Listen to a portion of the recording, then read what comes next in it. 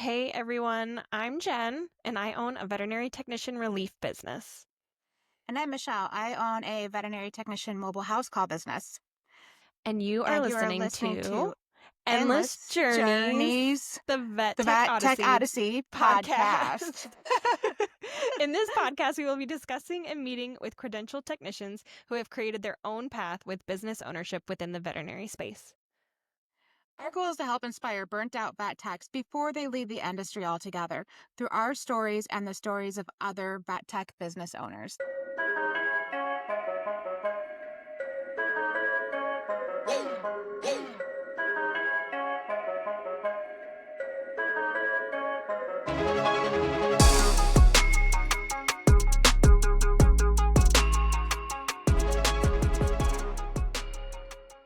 Hi Happy everyone, Monday. happy Monday.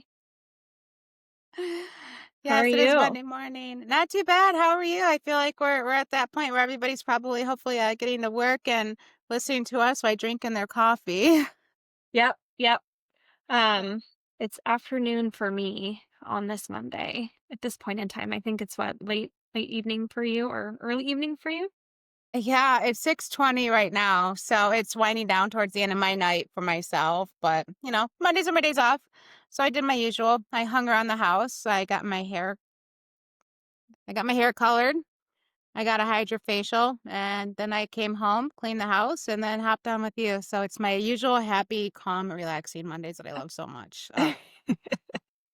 Mondays are my favorite days, truly. Really? For me, I don't know. Mondays are like I mean, I'm really glad now that I don't have to actually physically work on Mondays, like at the clinic. So it still counts as time off, but for me it's like I have my weekend and then like Monday's almost like my recovery day from the weekend. But then it's also a recording day, so it's like I still have to like get up and I have to be at least a little bit productive in the morning, and then I have to go to the gym, and then I'm like, okay. And then we usually have our meeting and then of course record. But for me, like Monday's still kind of recovery day a little bit. So Yeah. it's not as relaxing for me, but hey, I don't have to work at the clinic on Mondays anymore because I'm so busy with other things, which is exactly where I want to be at this point in my life. So I'm not going to sit here and complain too much about it. Yeah. No, we're at that point in life where it's like, and I feel like, most of our listeners are like the same age me and you are. We're at that point in life where work isn't the top priority anymore. It's like time off, it's recovery, it's our time. We're not at that point in our life where it's like, yeah, I'll be there tomorrow. Go, go, go. It's like, no, bro, I need a day or two off to recover, and I'm doing my schedule on my time, and there's other things I'd rather do outside of work. Yeah, definitely. Yeah. It's definitely slowing down time. And now I'm in that point of my career where, I mean, we were just talking about this before we started recording of like, there's so much going on, but I also am just like trying to take a step back and being like, okay, but on my time. Yes. So it's a little bit, I had to check some things off the list this morning too, of like things I needed to get done for the business and then for the podcast and just in general of other, other kind of crazy things that are going on in the background. So, but even then, I didn't even finish on my list because I have other priorities in the morning. I love slow mornings. I am a slow morning person, and if I am not on top of myself, sometimes my slow mornings will last anywhere from 2 to 3 hours, which can be really bad. So No, I that's not bad. well, I mean, it can be bad That's when you have great. other things that you need to do though. So yeah, I love my slow mornings. I have my priorities first thing in the morning that I really like to do. So even then, during my slow morning, I got a couple things off the list, and then I do have tomorrow off. I'm only working in clinic one day this week, so that I can, yeah, so I can focus more on just office work. I have a lot of office stuff that I need to do this week, and obviously working on podcast. No, I actually worked 5 days last week. A whole 5 Wow, days. Yeah, that's a I know, lot. it's a lot. I know. Well, I worked Tuesday through Saturday, And that is because I took everybody who's on Tuesday for tomorrow. Today's Monday. I moved them over to Saturday. I moved them over to Saturday because Kiki is going to the internist. And when the internist's like, hey, can you do this Tuesday at 1? It's like right in the middle of my workday, but I'm not going to tell the internist no. And so I moved everybody over. But this week now, I'm only working Wednesday, Thursday, Friday. So I'm only working 3 days this week. But yeah, it's to say my usual work week. I feel like I'll work my normal Tuesday through Friday. But then in the morning, because I also have those slow mornings, like I don't get to my first appointment anywhere between like 9:30. I would say 11 at the absolute latest, but usually like 9:30 to 10:30, depending on the route. And in the morning, I like to work on the podcast stuff. That's usually when I check our email. That's when I usually email people back. That's when I'm usually looking at our calendar and seeing what's ahead. That's when I'm working on it is in the morning. And then I'll come home at night and pick away. And again, look at the calendar, look at the email, make sure I'm not missing everything. So I'm always double checking stuff. And for anybody who's emailed us, if I don't respond, please send a double email because I'm always like going through and checking to make sure I got everybody responded to. So yeah, it's a lot of fun. I feel like I pick at it throughout the week, but then on Sundays I'll like set up the next episode or I will start trying to get stuff ready and then I email it off to Jen. So I kind of have like Saturdays off in a way, like Saturdays and like half day Fridays. So I get a little time off in between. It keeps us busy. It does. I feel like podcasting, we've been doing this for 3 months now. And then today, before we started recording, we did like a pre-record and we're just setting everything up until like we got everything scheduled until like what I want to say like February at this point. We have Yeah. episodes, guests. We have a break coming up, which is really nice. We're taking some time off in December from recording. So that way Jen can work on editing and I can work on behind the scenes work with like paperwork scheduling, stuff like that, and getting a account set up. So yeah, we're spending a lot of time on it. We're enjoying it. And it's just kind of fun to have many projects going on as well. Right. Not just work, but like stuff that we're passionate about, stuff we care about that we can kind of do like outside of work, but still within like the space. Exactly.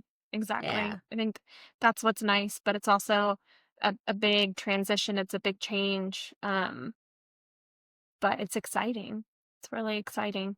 And it's hard. I think it's a little hard for me to step back from the clinical work a little bit, but I mean, this is something that I've been wanting to do. It's something I've been talking about doing for a really long time. And it's getting to the point now where, you know, we have to prioritize what's important. And as much as obviously my business is really, really important, um, this I'm super passionate about, and other things that are kind of going on in the background, just super passionate about, and things are about to change a little bit, and it's exciting. It and it's, I feel like it's kind of go along with today's episode, imposter Yep. syndrome, which is what we're Mhm. recording on. And it is like Yes. you had that moment, and I've had so many moments where I'm like, holy shit, people are listening to me. I'm like, and then Right. I get all like, you know, Yeah. I shudder a Oh, little bit, like, oh God, yeah. But it's like, this is so absolutely. exciting because, like, even Yeah. Jen said she's been wanting to record, she's been wanting to do a podcast for a long time. And it just so happened when I met her for the association, I've always had in the back of my head, like, it'd be so fun to do a podcast, but I can't just do it by myself. And I asked Jen, I'm terrible technology. So when I met her and she's like, yeah, I want to start one, I was like, I should talk to her later on, but I want to see if she wants me to join.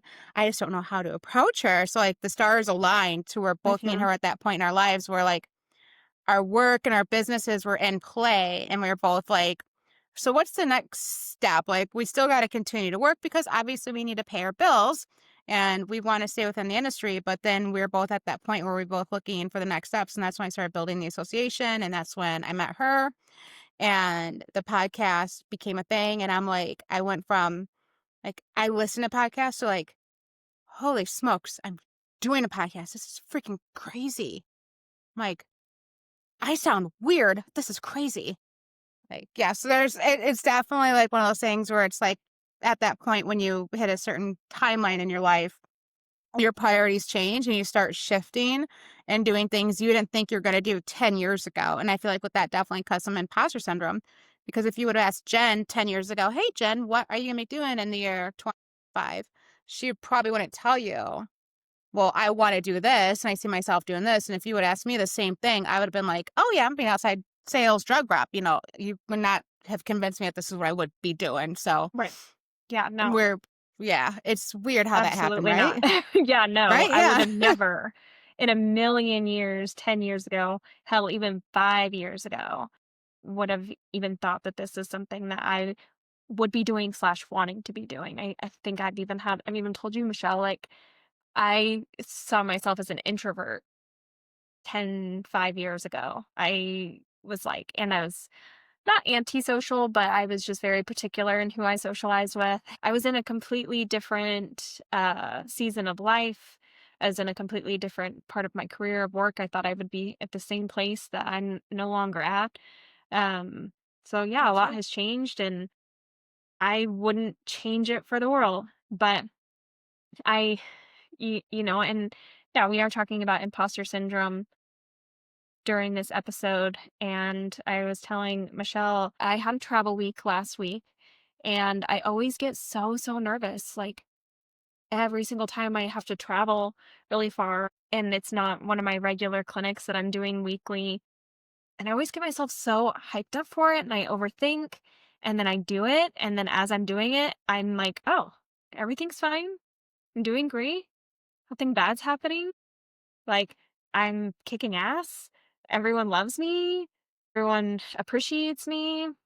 All of these things. And then in the background too, I have podcasts, we have the association, we have, something else in the works that's going on behind the scenes too. And that I've been contacted with. And I don't know, I just had like a moment last week, and I told Michelle I just sat and I cried, but happy tears. It was just like this euphoric, weird moment of me being like, "Wow, everything that I said I wanted to do, a year and a half ago is happening." And I sometimes I can't believe it, and then also just the fact of like, who the hell am I? What am I even doing? Do I even know what the fuck I'm doing? You do. Um, you know, but I mean, it's real, right? I mean, I think, and then sometimes like, and even just the things that, people say to us, the things that get written to us that we're amazing and people love what we have to say. And, you know, sometimes I wish I could see myself in other people's eyes, because even with everything that I know that I'm doing, sometimes I'm still like, am I good enough for this? Am I good enough? Who the fuck am I? Like, who am I to even have I guess the guts to do something like this? Or, people who, when I do travel and I do travel work, and they ask me all these questions of like, how do you do this? What does it entail? It's something that I've thought about. What about the business aspect? And, and I think all the time, like, well, if I can do it, anybody can do it. So yeah, it's just weird. It'll be a full year, October 1st for my business, and I'm fully booked now until the end of the year at this point in time. Yeah, it's crazy. It's just crazy to think about how far you can go in a year when you decide that you want things to change, and you just do something about it. That's really just the first step. Is You're not going to believe in yourself when you start, but you still have to start, because I didn't believe in myself when I first started. Which is crazy because, like, and again, this is just the first time I met you. Now I know you. I've known you for coming on almost 3 months now, I think. Mhm. I think our first recording date was like June 30th. And Yeah. um, like the first time I met you, I was like, wow, look how organized she is. She's got this, she's got that. Like I was just blown away by, how one step ahead and how organized and how determined you were. Like I saw that right away. But I knew, like, I wanna work with this girl in some capacity because she's just I've met with a lot of people in a short amount of time, and I'm like, "She's a step ahead. She's organized. She's it." So, no, I could see I mean, I know you said you have the imposter syndrome, but from the outside, at least, from my first meeting with you, it was not there. Like, you were very confident, very happy, very gleaming of light on my side. That's good. Yeah, that's always great to hear. And I think in this episode, Michelle's going to talk a little bit about her imposter syndrome. I definitely have more to say on my end too, but I think this is going to be a really good episode because this is something that's going to resonate with everybody. Yes, yes.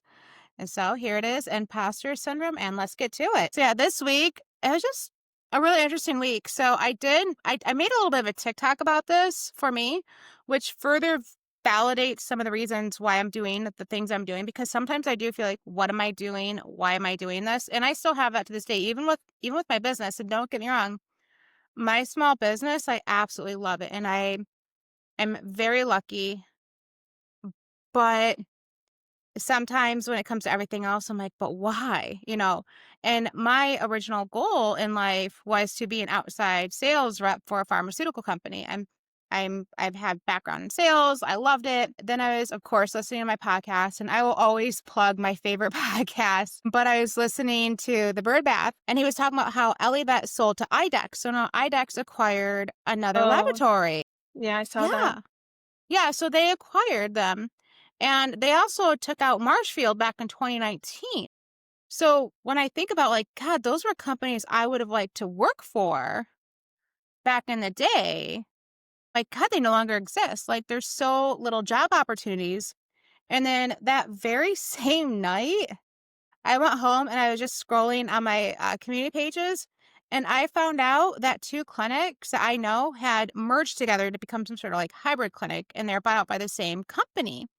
And back in 2011, I interviewed with one clinic. I liked them. I actually accepted the job offer because they were good. But then I got a last minute interview for another clinic. So I just checked them out. And they were like $1.50 more an hour. Their benefits were better. And I was like, well, I'm actually going to take the other job. And I found out those two clinics are now owned by the same company. And I had that moment of like, oh my God, there's two large companies that I wanted to work for at one point, like have merged Marshfield Labs back in the day. And now there's two clinics in my area that I once could go work at, and I don't have those options anymore. Like they're all consolidating left and right. So I had that moment. I was like, God, thank God I'm doing what I'm doing because I don't know if my jobs at either one of those clinics would have lasted if I was still at the one clinic. And who's to say if I would have gotten to those outside sales positions, if that company would still exist because half of them are no longer in existence because they're all buying each other out left and right. So It's even like though they're sometimes monopolizing. they're absolutely monopolizing. And this is one of my soapboxes, but they are. And I'm not against corporations per se. I mean, I am, but I'm against the fact that they're Jen, I see you laughing because I mean, I'm I've not, boycotted but I am, but I'm not, just so everyone knows. But boycotted certain candies in my household. Like they're not allowed in my house. Like it's that to that point. But I just don't like the monopolies that are going on because it's creating less jobs for veterinarians, for technicians, CSRs. Like our jobs are just getting absorbed and absorbed and absorbed. So even in those moments where I'm like, why am I doing what I'm doing? Like, this is weird. Who am I to run a business? Am I successful at it? Or do my clients like me? Is it good? And I have those imposter syndrome moments, especially about the association, this podcast. I'm like, no, I'm where I need to be because if I still had the same goals I had 10 years ago, I probably wouldn't have a job right now because of all those corporations merging, because of all that. I don't think I'd have as many opportunities now. So, but still, this comes with a bunch of imposter syndrome, even though it's like, I know I'm where I need to be, if that makes sense. right. No, yeah. It is it's no, I definitely can see that, and it's scary. It definitely I mean, and this is just based off of the one episode that we talked about. Um, actually, Can I read a comment from one of Yeah. the Chillinsville episodes that we talked about? So, going back on, what you just said. So this it brings up one of our Chillinsville episodes that we had not that long ago on the closure of the corporation, the vet's sudden closure. We had a really good comment on that episode, and I'm going to read it right now. This was written by one of our listeners. She wrote, "This was such a good Chillinsville. This episode taught me so much that I didn't even know about how often this is actually happening in veterinary medicine. Thank you for stressing the importance of always having backup plans in mind and expecting the unexpected, because things can and will happen in vet med and in life in general. I hate the negative connotations job hoppers can have, but if it means ensuring our own safety, job security, and fair pay in this field, why wouldn't we do it?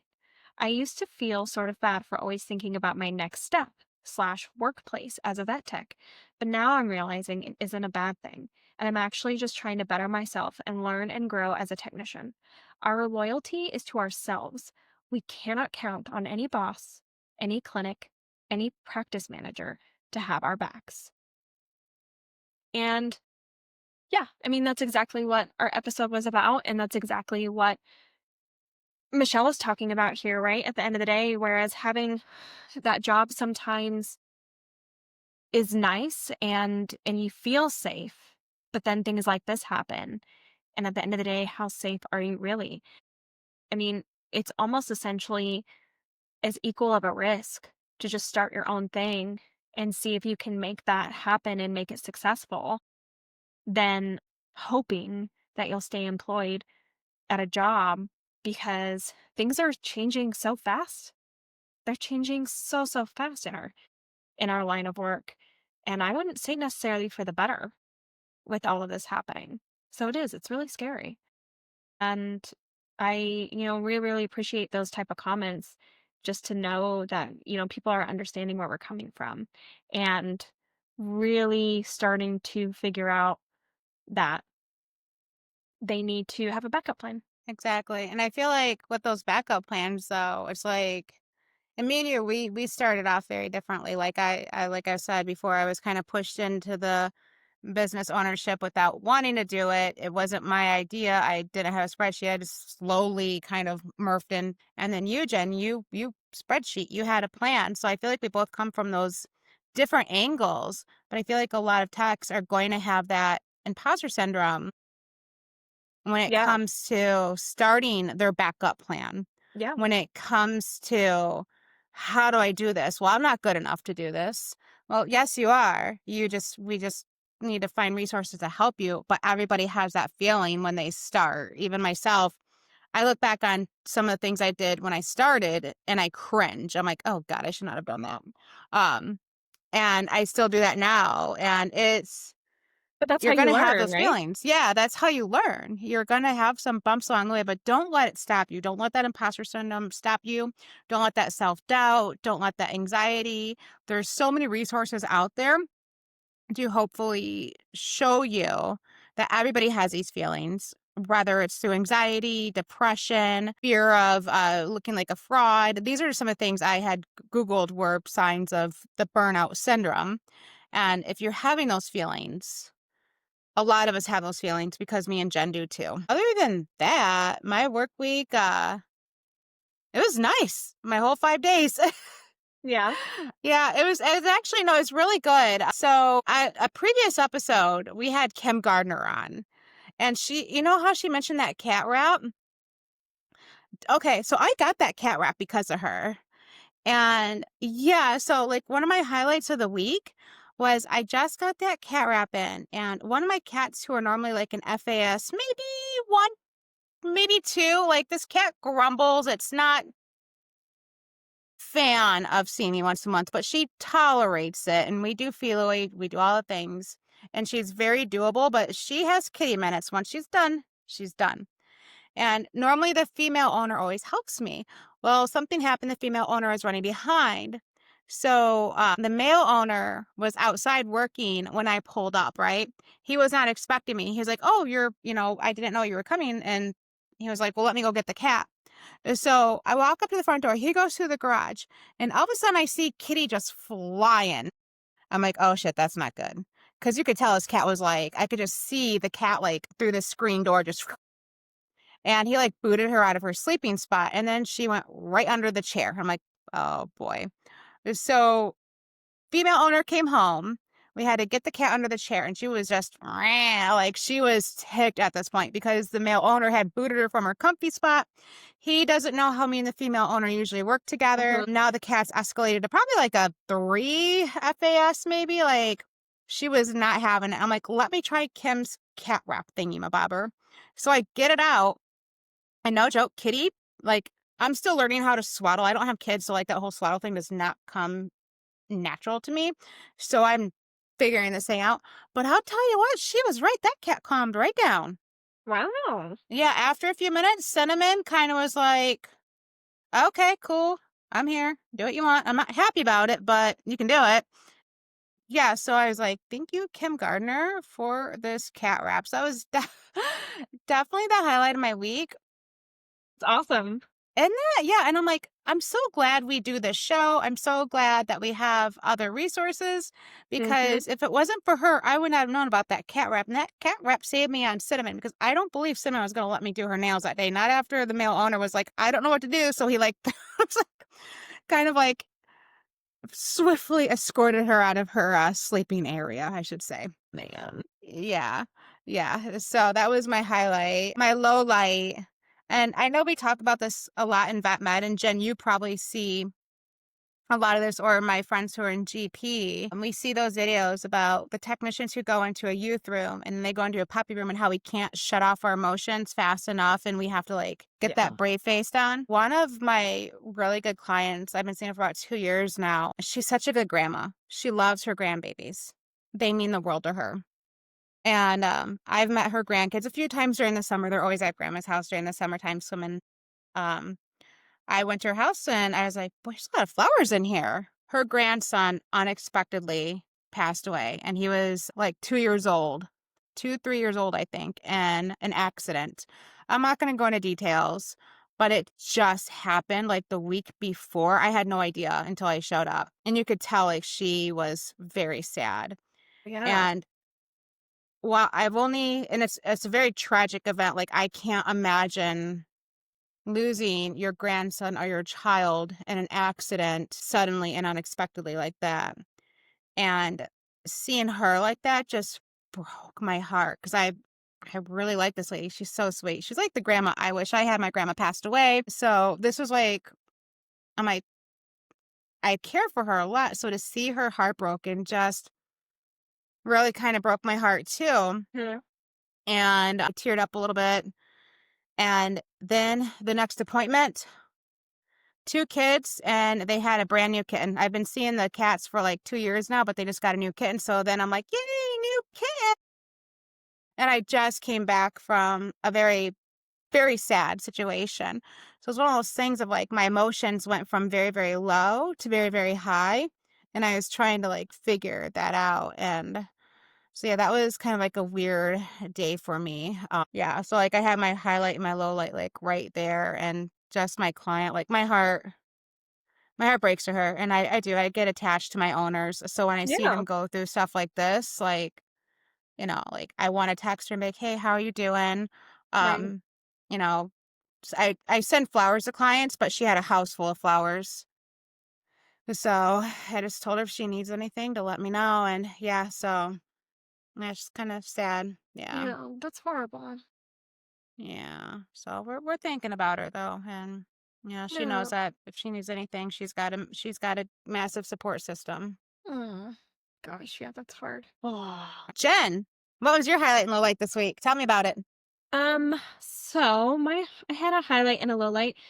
I traveled this week, so I went to a clinic about 3 hours from where I live, and I've worked for this clinic a couple of times. I really, really enjoy working for them. They have an amazing staff. They all work as a team. Everyone's super happy to be there all the time. And they're always just so kind to me. They always just welcome me with open arms and just really treat me like um like I'm a regular member. And it's always so nice. And like I was saying, like I always get so weird and I overthink and I get so nervous and then I go and then it's just like, oh yeah, everything's fine. um, my highlight of the week was kind of interesting. They on my very first day I worked, so I did 3 12.5 hour shifts. And on my first day, they put me on triage. And I am gonna admit I actually haven't specifically done triage. Um, in a while. I with one of the clinics that I regularly do relief at, I'm mostly just in the back and I'm focusing on LBT duties. So I'm focusing on anesthetics, giving out control drugs, focusing on ICU patients. And I really don't have a lot of time with clients, and they usually have the assistants that are triaging. So I was put up front. I was specifically on triage, but they also had me doing CSR duties. Yeah, which that was another like, okay, I haven't done CSR duties in a while. Yeah, like I guess I'll do this today. So that was, which I mean, that was also another big reason why I went into relief, right? Because I knew that I was getting a little bit too spoiled with what I was doing, even though it was really nice. But I really needed to keep all of the skills, right? It's really important to keep all of those skills. So, yeah, I was like answering phones and I was greeting people, I was checking people out, and I was like, "Wow, it's been a really long time since I've done this." Um, and I had a situation where I went to the bathroom and then I came back and there was a young female and an older male. I'm pretty sure it was father and daughter, and she was carrying this teeny tiny little Pomeranian, and you could just tell us something had escalated from 0 to 100. They were really concerned. They were freaking out.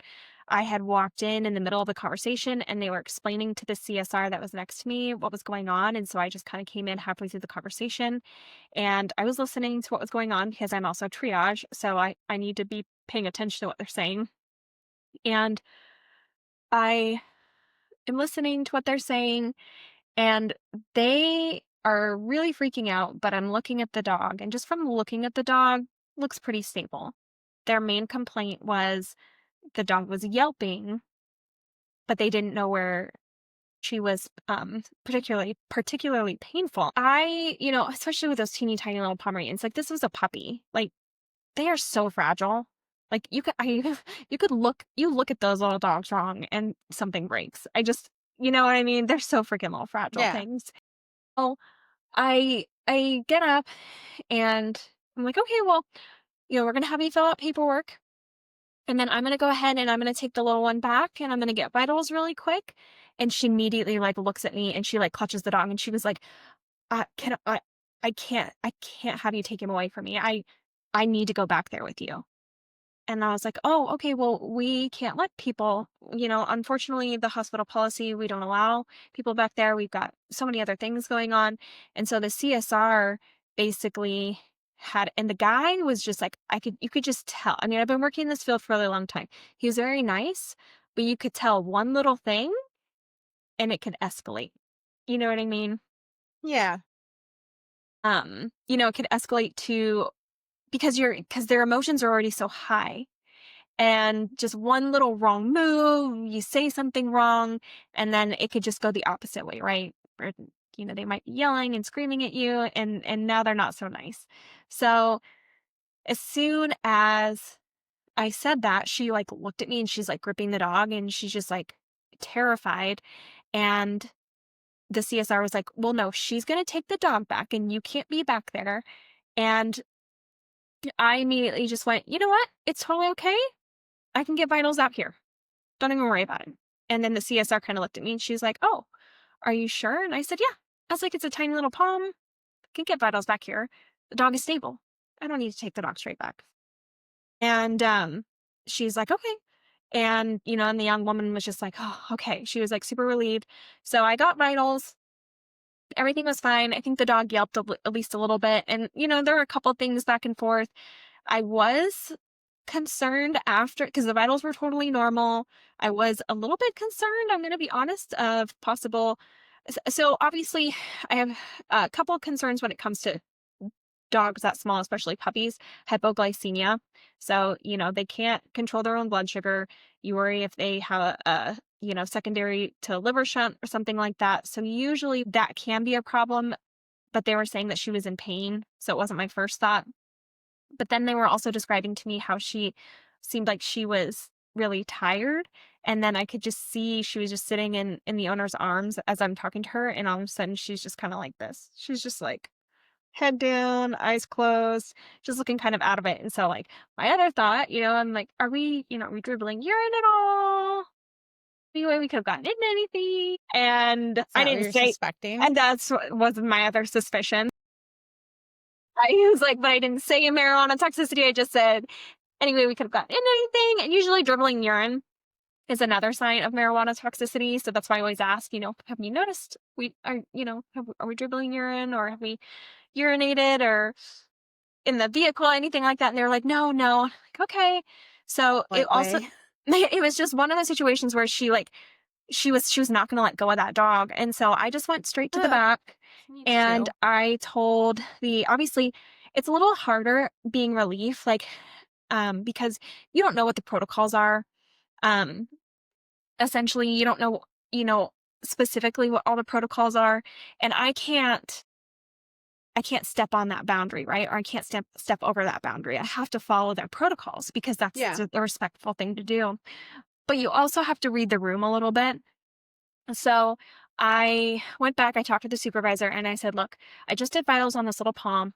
I said, vitals are stable, but these are my concerns. I am concerned about hypoglycemia. I'm also concerned about possible marijuana toxicity, but their main complaint is that the patient is just yelping and that she's painful. So none of it's really correlating, but I can say we're stable at this point in time. And I said, what I would really like to do is I'd like to bring the patient back and get a glucose check. And she goes, oh yeah, of course. I was like, but the problem is the owner doesn't want me to bring the patient back without her. And I've already explained to her that we can't do that.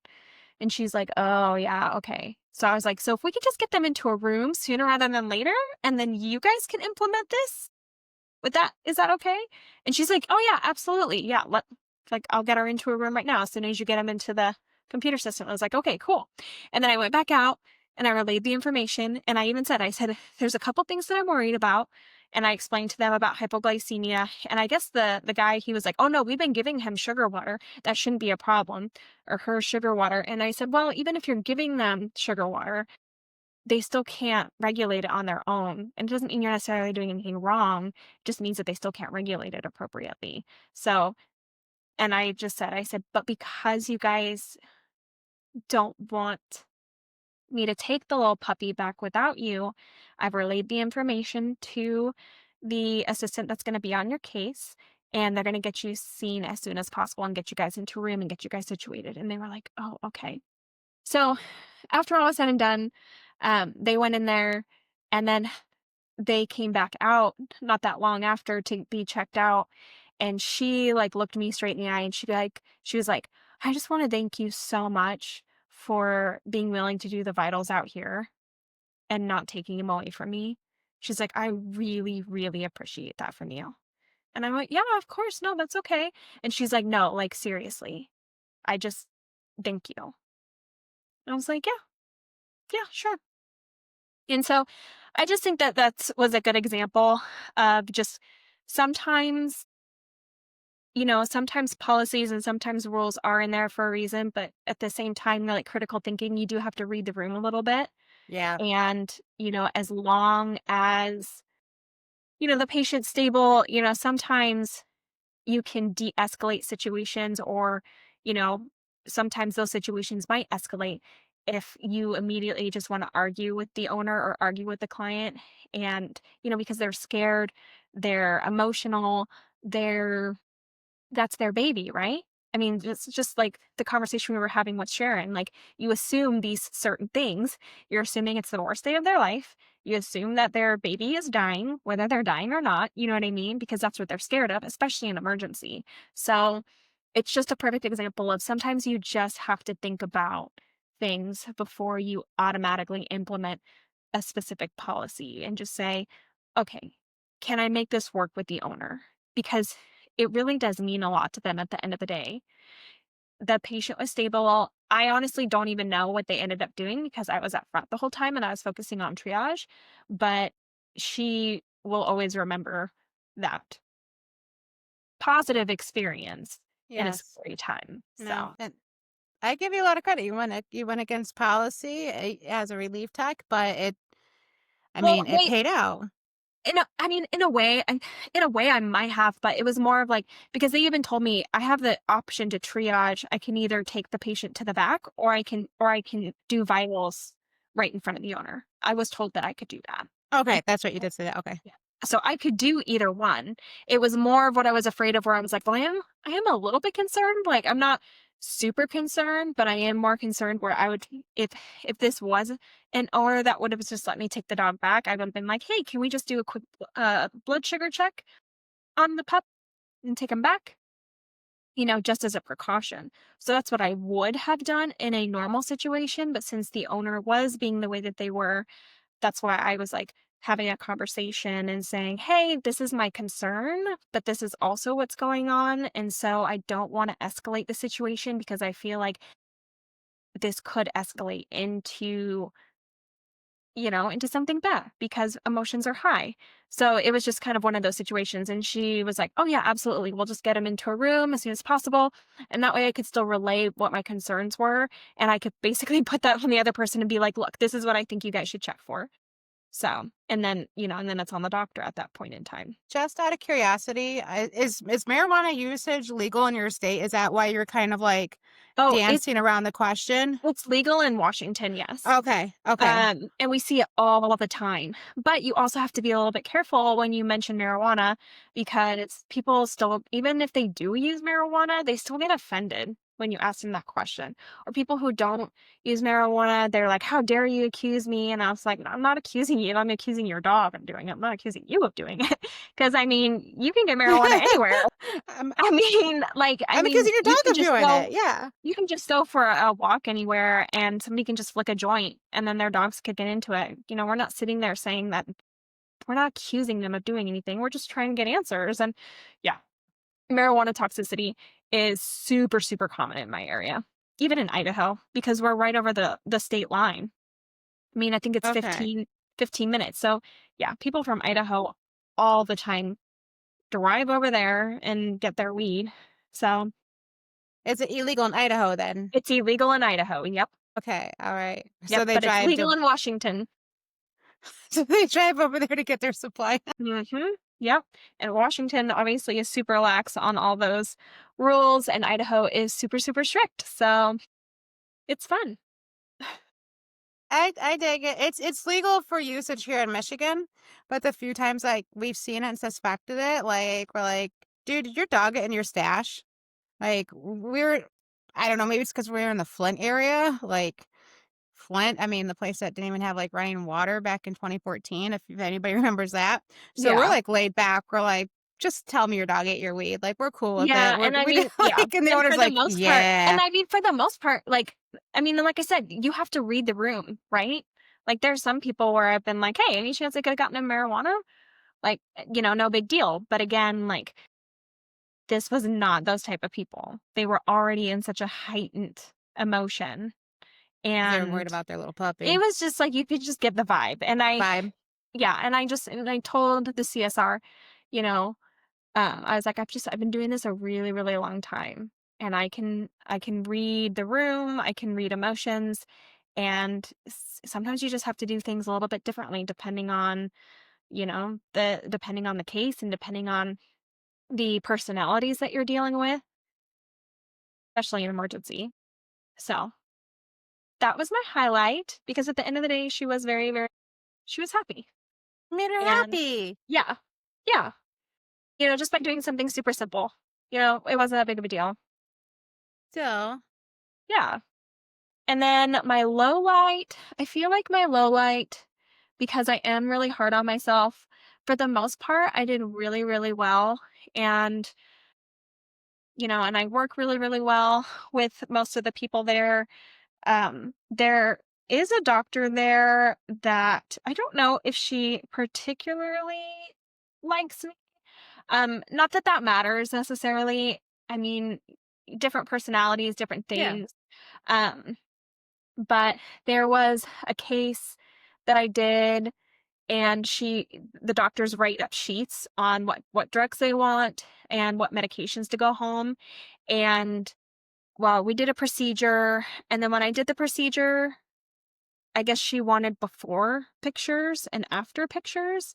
And when she handed me the sheet, I didn't see that part circled. Honestly, I didn't even know that was even on the sheet. So after the procedure was done, she was like, "Did you get pre-op pictures?" And I was like, "Oh, like rads, like X-rays?" And she's like, "No, like pictures." And I was like, "Oh, I'm sorry, I'm not understanding." And she's like, "Did you take pictures before the procedure?" I said, "Oh no, I didn't do that." And she's like, "What? Did I not circle?" Like, she was just like, "Did I not circle it on the sheet?" And I said, "I mean, you probably Oh. did, but I just didn't see it." And I mean, and again, it's one of those things where it's like, "Hey, I'm relief. I, I'm sorry. I didn't know." Oh, but also communication in a way. Like, yeah, you can hand somebody a sheet of paper, but I also really like verbal communication at the same time. And she didn't mention it, and she was like, "Well, it's really important that we do that here." And I said, "Okay, yeah, no, sounds good." Um, and then I remember relaying it to another LVT who works there regularly. And I was like, "I guess I was supposed to take before pictures. I didn't realize that that's something you guys had on your sheets." And she goes, "We do?" And I was like, "I mean, yeah." She's like, "I didn't even know we had that on our sheet." Yeah. So I was like, "Oh, okay. So I don't feel so bad." But also, it's just kind of like one of those things where it was like, "Okay, well, hopefully you can give me a little bit of slack because, again, I've only done relief here like maybe 3 or 4 times in the past year." So, um, Yeah. and You don't yeah, want I to mean, I piss off felt your relief tech. Like, And I no. felt a little shitty, like, "Oh, fuck, like, I fucked something up," kinda thing. Um, and then There's also, like, callbacks. I did not do well because it's like, again, I'm not used to having to do the callbacks, like, after a procedure's done. I was the one that was supposed to be calling and saying, like, "Okay, come pick up Rover. He's ready to be picked up." And so I remember at one point too, I was like, "Fuck, I'm supposed to be calling these post-op patients, aren't I?" And everyone kinda looks at me and they're like, "Yeah." And I went, "Oh, fuck." And then I, like, got up and I, like, walked away and everyone's like, "It's okay, Jen, like, you're relief, like, you don't work here all the time, like, you're totally okay." And I was like, "I'm just a fuck up." So, yeah, I'm a little hard on myself when it comes to things like that. You are fine. It sounds like, I don't know, that DVM has a little bit of a stick up her ass a little bit on that one. I don't know. I I don't feel know. like you don't piss off your relief tech. Like, bro, you're the one who shows up when shit is on fire. So, like, no, like, be courteous because you don't have to come back if a doctor's gonna be like, cranky over something minor. You know what I mean? Like, and even if to her it was a big deal diagnostically, let's say, even if it is important, like the way you approach it, she could have put a little sugar in there, you know? Yeah, yeah. But I mean, I did feel shitty about it, obviously. Like, I'm gonna be honest, I felt shitty about it for like 10 seconds. And then I'm somebody who used to, and this all goes back to the imposter syndrome. I'm somebody who used to be so extremely hard on myself whenever I did anything wrong. And it doesn't do well for you for the rest of the day. So I was like, I felt shitty about it. And then I was like, okay, I just need to move on to the next thing because I made a mistake. Now I know better for next time. And at the end of the day, I feel like it's more important that I kept my patient alive. Yeah. So that's kind of just the way I think about it in certain situations like that. So yeah, I always want to be perfect where I'm at my job and I want to do things perfectly, but I'm also human. I make mistakes. And And I'm still learning at this particular clinic too, because again, I've only done relief there a handful of times throughout the year, and every time I do relief there, I am getting better and better at like, making their estimates and doing those things. So, it's gonna take time. And I've had a couple girls will be like, "Well, you've only worked here like what? Like 12 days out of the entire year, and you can already do more than some of our people who have been here for a year. So Yeah. don't feel bad." So I'm No. like, "Okay." But yeah. So that was my little light.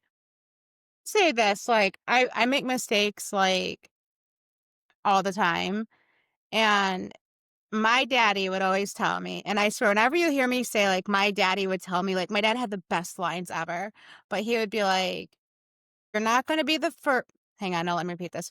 "You're not the first person to make that mistake, and you're certainly not gonna be the last." Like, that was one of my dad's phrases, and, oh, his best pickup line, totally, and more about med, so we can appreciate this, and I'm thinking about my dad, and he passed away. Off topic, "Drop that flea and come fly with me." That was my dad's pickup line. But but yeah, he would always say, you're not the first and you're not the last to make mistakes." So I try to think about that whenever I make a mistake. Like my daddy always said, I'm not the first and I'm not gonna be last. And there's probably so many other girls that I forgot to circle to take the pictures for the before and afters. There's probably so many technicians who have made that very same mistake. Like it happens. Yeah. Like, and if it And was I that important, she would have verbally communicated as well, like, "Hey, Jen, can you please make sure you get these before and afters for yeah, me?" and yeah, to me, I feel like verbal communication is so much more important. And yeah, you can hand me a sheet of paper, but more that sheet of paper, I was more focused on like the actual drugs and making sure that the drugs were correct and, things like that. But I do understand why it's important, obviously. Yeah. Yeah. But I mean, other than that, I had a great time there. And here's the thing is I'm sure moving forward, you're always gonna check that area Yep. now on that sheet. You'll probably never Yeah. make that mistake again. No. It's one of those No, things I where you won't. make a mistake, you're like, "Never happen again," and it won't ever happen again because now you know. Exactly. Exactly. Yeah. Yeah. So, off record, my dad had the best pickup lines, "Drop that flea and come fly with me," and, oh, yeah, whenever you hear Michelle, you don't need to focus on one man. Men are 50% of Earth's population. Why focus on just one? My gosh. Anytime I can quote my dad, I will. So he would always say that you're not going to be the first, you're not going to be the last. So don't let Yeah. that doc do that. And she doesn't, Yeah. yeah, she's a cranky old doc. Question of the week. So I think last time we did more of a relief tech question. So I wanted to aim it towards mobile tech. So that's why I picked it. That way we're kind of switching it up. Is that okay? Yeah. Okay, cool. So now we move on to our question of the week portion, and I will say last episode that we did was exciting because we did get our first ever person that like inbox us. So that is exciting. And this one comes from the Unattached Vet Tech group. But as always, if you guys have any questions for me and Jen, we will expedite questions to be at the next episode as fast as we can. You can send them to our email. We got one off. Our first one came to our Facebooks. So anything like that, if you guys have any questions, let us know. But I thought this was a good one from the group. So this person wrote, "Hey guys, new to the group. I was a vet tech for over 10 years and started doing my own business a few years ago. I absolutely love it. I mainly do nails, but also offer anal glands, ear cleanings, and paw trims. Again, people, we're not out there neutering cats, okay? When I have a pet pass away, I normally send a card and or a shadow box with the dog's face.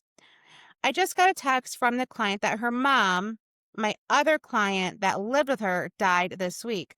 I'm not sure how to handle this one. She was so sweet, so grateful for me to take care of her little dog." Okay. Um, I've actually had that happen recently myself. One of my awesome clients, Tammy, who is, oh my God, I just love this lady. Her mom actually passed away about a month ago. And as soon as I found out, I sent her flowers. And so I think it's definitely okay to send flowers, even if it's not the pet. Even if it is a family member, or like I even said earlier, my client whose grandson tragically passed away, my first instinct was to call my florist company and get a bouquet sent to her, but she already had a house full of flowers. So you definitely want to send flowers. I think that would be good. You can also send them sympathy cards as well for humans, human sympathy cards. I can't believe I just said human sympathy cards. But yeah, definitely just still send flowers. My recommendation for mobile vet techs, I do have a few kind of going off of that. For pets when they pass away, I have a level system that I personally use. I first off do have a connection to a local florist that I use here every time. I call them and I just say, "Hey, it's Michelle. Can I get the regular?" They know what the regular is. It's a pet friendly arrangement for that way there's no toxic flowers in there for cats. And they have my credit card on file. And all I do is I give them the owner's name and address. And since I order so much, they do give me a little bit of a discount, which is really nice. I order from there a lot to the point where they just know who I am as soon as I say, "Hey, it's Michelle. How are you?" They're like, "We got you. What do you want to say on the card? What's the address?" So always try to form a relationship with the local florist for times like this. My florist will get the flowers out like same day, if not next day, almost every time. And this is for pets. If any vet techs out there were listening for pets as well, I like to send sympathy cards with a laminated rainbow bridge poem in there. I did put the We links used in to the do show that notes. at my old clinic. I was in charge of the Yes. sympathy cards, and we would do that Uh-huh. exact same thing. Yes. See, I Mhm. if anybody's looking, yeah, this is what I send out to clients right there is like a laminated thing. I love it. Mhm. Um, I send that out to it's interesting. If a client has 2 pets, and I hope none of my clients are actually listening because they're gonna find out my secrets. If they have 2 pets, the first pet I would always send a sympathy card to, knowing that the other pet may pass away, and that's what I wanna do, bouquet flowers. That way it doesn't look like I'm doing the same thing over and over again, like flowers, flowers, flowers. I try to mix it up. And like the person who sent the question, shadow boxes, stuff like that, always try to mix it up. So here are the cards I use. I love them. They have special cute little envelopes. They're very pretty if you're watching this, very pretty envelopes. But again, I'll put the links below to what I use. And then also we did have a previous guest, Jessie Hurd, who was our second interview. She also owns Sheltered Pet Memorials, and she can also make some of that stuff for you guys as well. And I put Yeah. that link in the show notes. So there's options out there. I know this was geared towards that the human's mom passed away, but still in that situation, I would do flowers. I have done flowers. I feel like there was another client too where her mom passed away and I sent flowers to her as well, like a year and a half ago. So get a good connection with a local florist, support local businesses, and see if you can't get a pet friendly floral arrangement, something that's worked out just for you. If you send them off enough to where you can call and just send me my regular and they do it, that might help out a lot. Yeah. Sounds great. Yeah. Okay. All right. So we're going to move on and just focus on imposter syndrome today. We do just want to say a disclaimer, this is not mental health advice. And most of the information here does come from Google. Good old Google.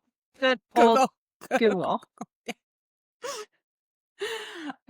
So, Jen, what when you were building your business, when you started doing all the things that you're doing now outside of a clinic, what were some of the feelings that you had for imposter syndrome? Like, what were some of the things that gave you the self doubt, the anxiety? Like, what was going through your head that was screaming bad things at you when you started?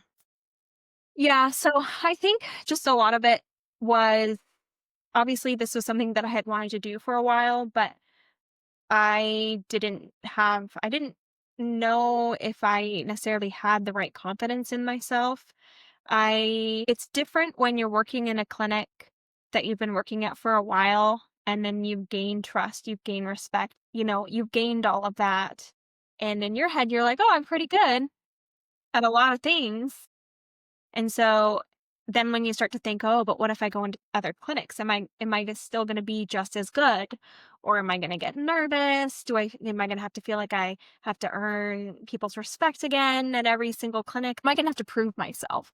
Because I think a lot of that is what we already feel like when we are starting up a new job every single time is, "Oh, okay, well, now I have to really prove myself. I have to prove that I can do this. I have to prove my skills," and all of those things. So that was a big one of just, can I truly walk into any clinic and be the same technician that I am right now at this job that I'm working at? because I know that I always had gotten nervous in the past of, oh, well, if I had to place an IV catheter in front of somebody new or draw blood in front of somebody new, I would automatically overthink it. And I would be nervous and be like, oh, well, I hope I can hit this the first time because I know this person's judging me. They're like, oh, she's licensed. And all of these things. And then you come on, everybody's judging. If you don't know someone, you're automatically judging them on their You're skills. watching them. Yeah, you're like, "What you doing Mhm. over there?" Yeah, we're Yeah. watching. You're like, "Hmm." So, yeah, that was something that I had to overcome in myself, and obviously just am I gonna be able to, book myself jobs? Because being a relief technician is so taboo in this field, and everybody's begging for relief veterinarians, but nobody's begging for relief veterinary technicians. Half the people don't even know what that is. Even technicians don't even know what a relief technician is.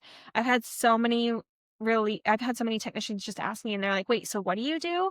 What is your business? Oh, you own your own business? Like you have like," or I tell people I own my own LLC and they're like, "What's that?" So, yeah, it's just mind-boggling. It's very, very taboo. So it's like, well, how am I going to even find the jobs? How am I going to make sure that that I maintain money? And of course, it's a huge stress of going from a steady job, you're making the money, you have health insurance, all of these things. And then you're like, okay, well, if I go on to owning my own business, I'm not going to have these things anymore. And again, what if I can't find jobs slash maintain jobs? I'm just already, like I stated, like, and I'm a technician. So me also just not having that home clinic anymore. I don't have my own clinic. And if for some reason there's a clinic that uses me regularly, what if they don't need me anymore? What if they become fully staffed, which is the goal, right? Like Right, yeah. I should not wish that on a clinic. The goal is to always become fully staffed. And then what if they don't need me as regularly anymore? Those were all fears that I had. And obviously, then when I got my first travel job, I was super excited about it. I wanted it. And then I was immediately terrified.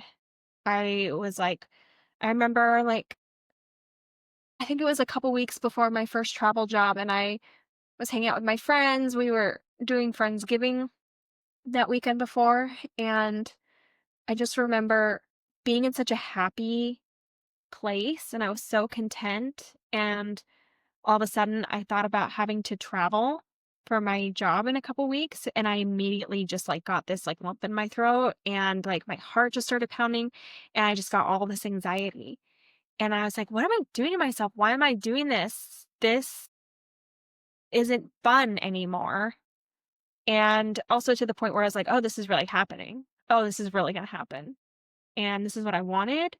And now I'm terrified. And I remember going into the bedroom at our Airbnb and I just burst into tears. And my husband was there and he's like, what is wrong? And I was like, I'm scared. I'm scared about traveling in a couple of weeks to do this travel job. And he's like, this is what you've been talking about. This is what you've been saying that you wanted. And I'm like, I know, but I'm terrified and I'm so scared. And I have to do it alone. My husband wasn't planning on coming with me. I was going to be all alone.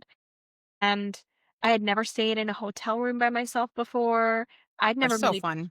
I'd Sorry. never really traveled, that long of ways all by myself and been so alone, let alone meeting people I'd never met before, and also just working at a brand new clinic. I just at that point in time in my life, I was just thinking like, "Who the fuck do I think I am? Why did I think that I could do this? Why did I want this so badly?" So, I think, that's something else that you have to think about. You really cannot rely on your emotions, and you cannot rely on your feelings when it comes to wanting to do things like this, because the risk is worth the reward, right?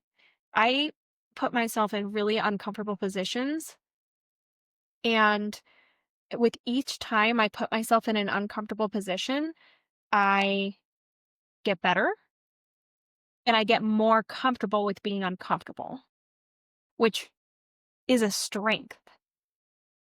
When you get stuck in your comfort zone, you will not grow. And growing is painful and it's not easy.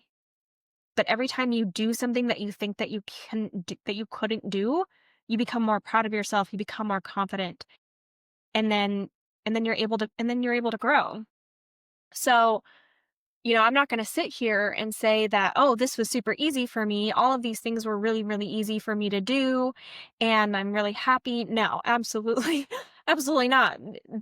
This past year has been one of the hardest years of my career, of my life, of my journey in myself and with God. And just to know that this is where my path is supposed to be, starting this podcast. Again, these are all things that I've been wanting to do for a really long time, but I didn't know how to implement it. I had no idea what I was doing. Me and Michelle had no clue what we were doing when it came to this podcast, but we knew that we wanted to do it. And so we just did it. We just did And it. that's the other thing too, right? Whenever you think that you want to do something and then you immediately overthink it and you immediately think, oh, well, it's not going to be perfect. Yeah, no, it's not going to be perfect, but that's okay. You just have to do it. And doing the action is the first step. And then after that, you're going to get better at it. And even then, doing this podcast and hearing what other people think about me and Michelle and like how much people say they love listening to us and how much they look up to us and how amazing we are, that's terrifying too. I mean, that's terrifying for me It is for me because, too. Yeah, it's like, what happens if yeah, we make a mistake, right? right. Like, Yeah, yeah, I yeah. literally There it had that is, imposter. conversation Yeah, literally had that conversation with my husband last night where I literally was like, people are listening, which is great. I mean, that's what we want, right? yeah. But with this type of platform, you have a lot of responsibility. And you always want to make sure that you're steering people in the right direction. And I know I'm a person of integrity. I know Michelle is a person of integrity, and we never want to steer anyone wrong.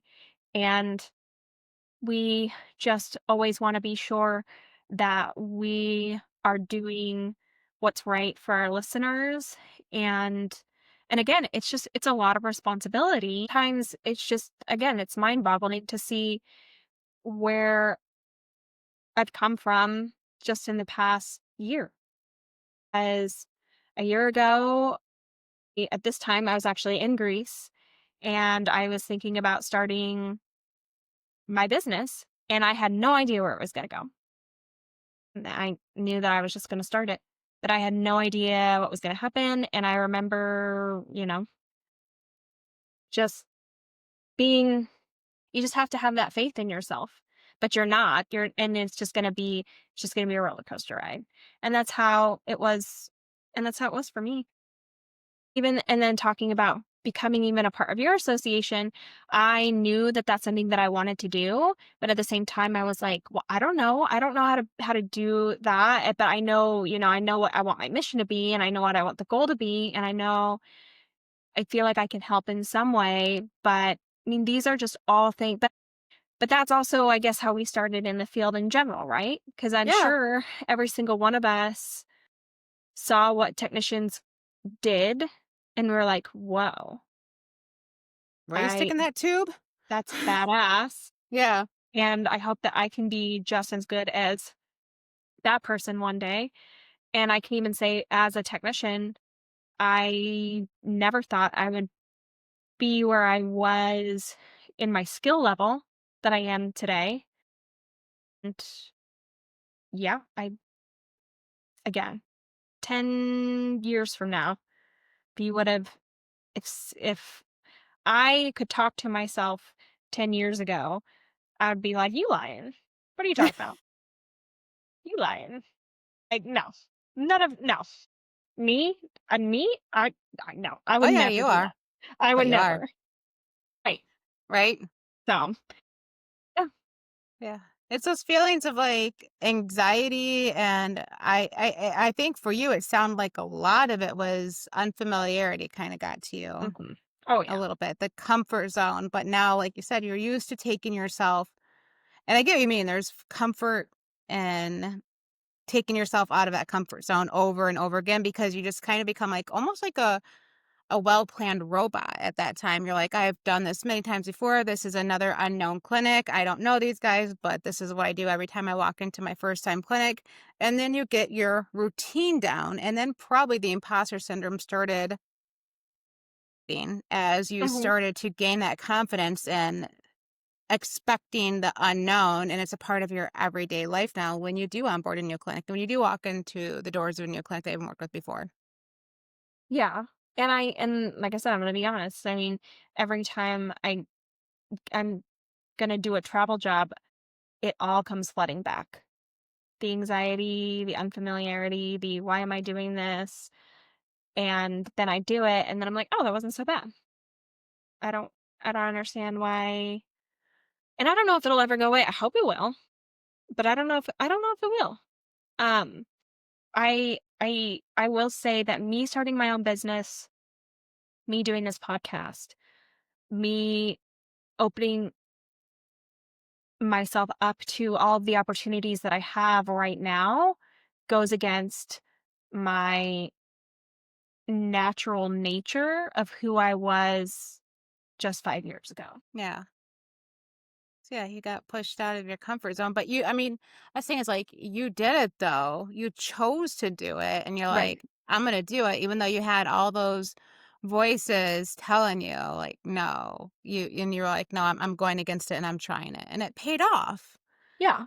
It is. It's just it's almost I want to say like any other job. I don't want to say that because that almost diminishes your work. So I'm not trying to say that at all.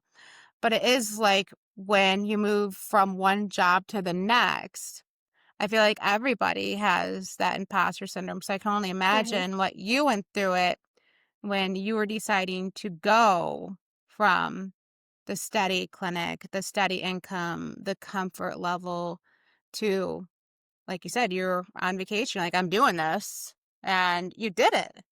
But you didn't know what you were doing. You just knew you were going to do it. And Right, and also, when you decide that you're gonna start your own business, you get that such an adrenaline, and you get that burst of energy, and you're like, "This is what I'm gonna do." And then you and then you start doing it, and then all of a sudden you're like, and then that adrenaline's gone, that energy's gone, and then, "Oh, now work has to be done in order to make this successful." Also, it's one of those things where you are gonna have imposter syndrome with everything that you do, but you also have to be confident enough in yourself to say, "This is something that I do wanna have a business in, and this is something that I wanna do every day." Because if it's not something that you're gonna wanna do every day, then you're not gonna be successful at it because it's not gonna be a priority, and you're not gonna put that effort into it. And you're gonna let your feelings and your emotions and your inner monologue that's gonna tell you how horrible of a person you are and how you can't do anything, you're gonna let that voice take over, and then you're not gonna do it. yeah, you can't listen to that voice. It's Yeah.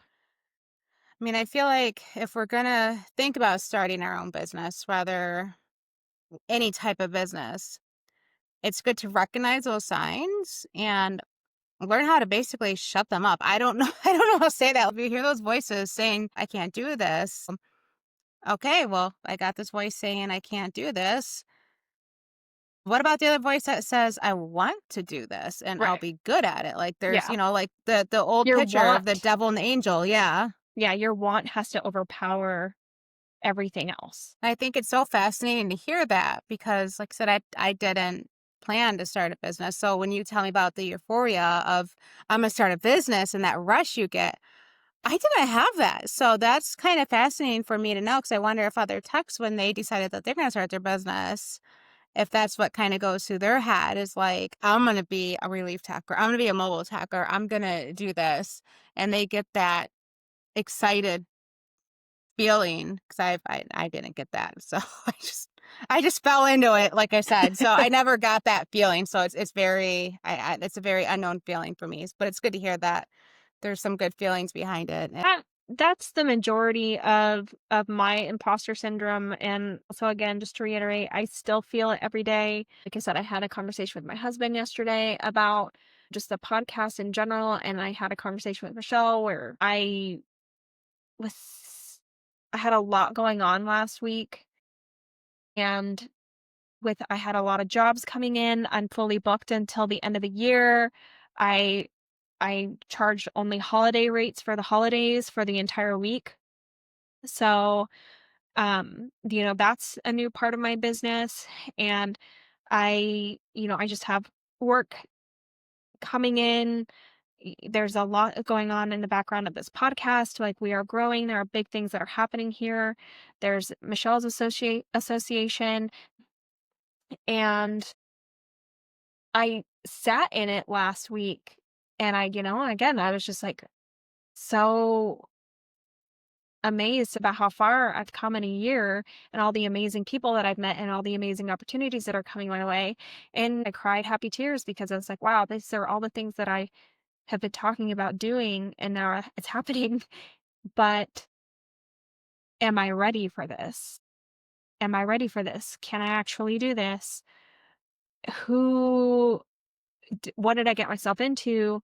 Have I just dug myself into a hole that I'm not going to be able to come out of? All of those thoughts all of those thoughts happen. And I mean, and I mean, they were happy tears, but it's also just like, wow, okay, big things are happening. I hope I'm ready for it, kind of thing.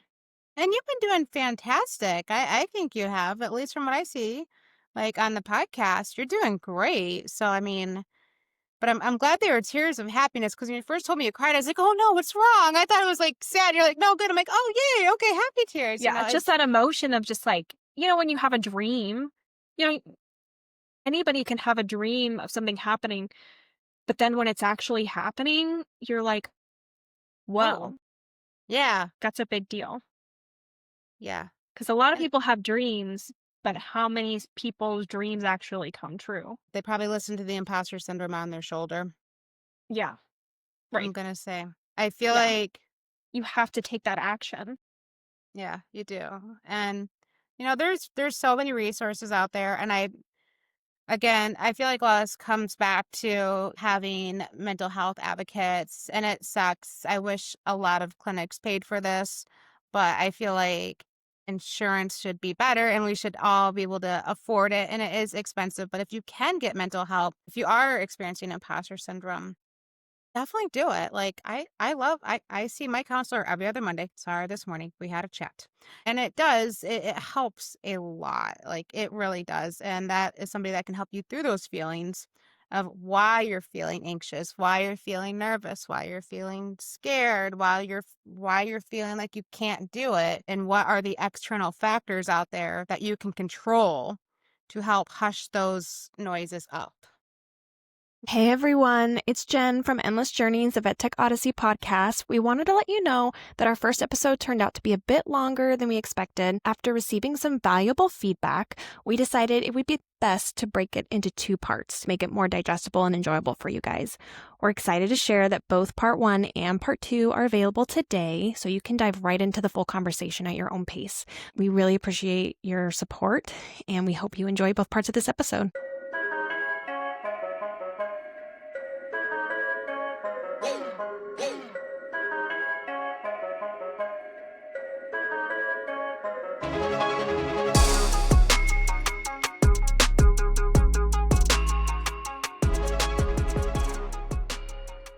Thank you so much for tuning in to Endless Journeys, the VetTech Odyssey podcast. We hope you enjoyed today's episode and found some valuable insights. If you did, be sure to subscribe so you never miss an episode. We'd love to hear your thoughts, so please leave us a review and let us know what you think. You can also connect with us on all social media platforms at Endless Journeys, the VetTech Odyssey podcast. Until next time, keep learning, keep growing, and keep making a positive impact in the veterinary world. We need you guys. Have a great day.